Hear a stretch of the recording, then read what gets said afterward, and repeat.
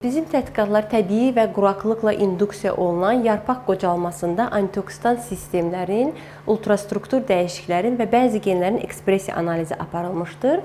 Deməli, ekspresiya analizlərini aparmaq üçün biz ilk öncə RNT-nin ayrılması və nanodropda təmizlik və qatılıqda baxdıqdan sonra biz həmin gen ekspresiya analizlərini bu cihazlarda aparırıq.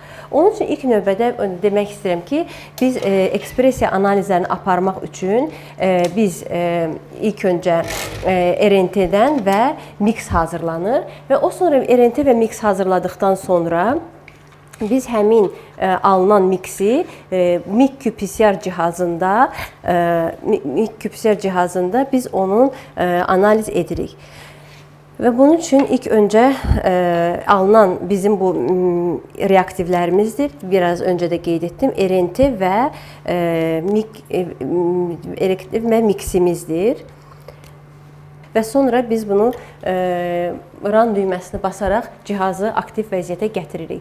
Və müəyyən bir saat yarım keçdikdən sonra bizə nəticələr əldə edirik və həmin nəticələrimizi biz burada olan deməli bu həmin cycle nömrələridir və onlara uyğun olaraq biz onları hesablamalar aparırıq və aldığımız nəticələrə uyğun olaraq biz müəyyən edirik ki, buğdada məsələn qocalma zamanı hansı genlər ekspresiya olunmuşdur, hansı genlərin ekspresiyası susdurulmuşdur və bunlar nəticəsində biz davamlı genotipləri müəyyən etmək imkanımız yaranır.